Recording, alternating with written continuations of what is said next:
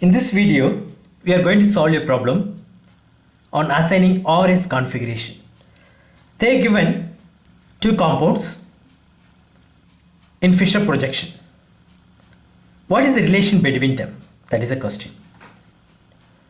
In order to find out that, you have to assign RS configuration for these two chiral centers, and you have to check whether they are enantiomer, diastereomer, identical or epimers. Generally, when there are only two chiral centers, you cannot go for epimers. Epimers and diastereomers will be same in the case of two chiral center system. How to assign RS configuration for this Fisher projection? Let us consider this carbon atom first. There are four groups or atoms attached to that: OH, CH3, and this group, then hydrogen. Here the first atom is hydrogen, carbon, oxygen, carbon.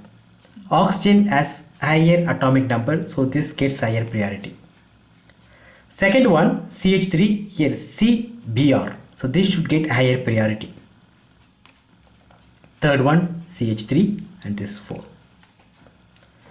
When I connect 1 to 3, what I get is R.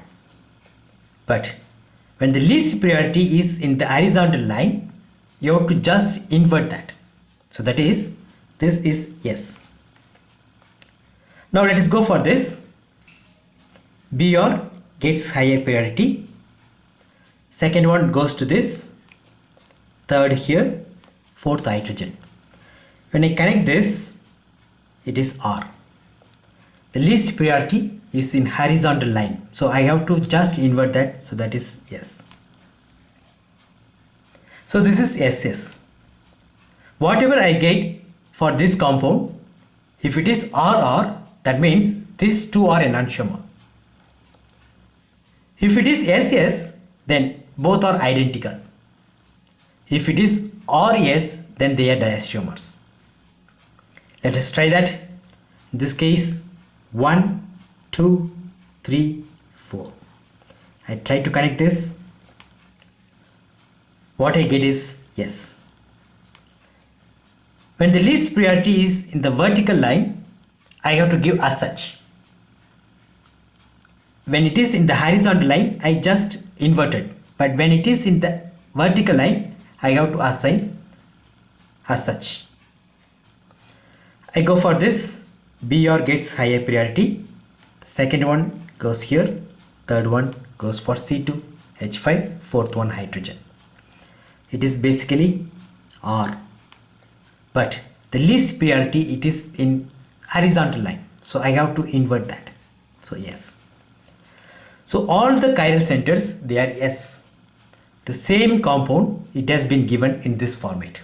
So they are identical. If you are clever enough, you can predict based on exchanging the groups. When you exchange the groups once, the configuration will get inverted. When you exchange twice, it will be same. For example, let us go for this carbon atom. These three groups. I go for exchanging this CH3 and OH. That is, CH3 will be here, OH will be here. During that time, the S will become R. Now, what I do, the OH, whatever is present here, that I exchange with this hydrogen to get this. So I have gone for double exchange.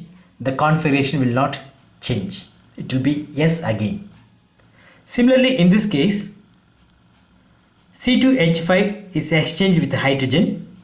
So you can see here, then hydrogen will be here, which I exchange with Br. So double exchange. Configuration will remain same after double exchange.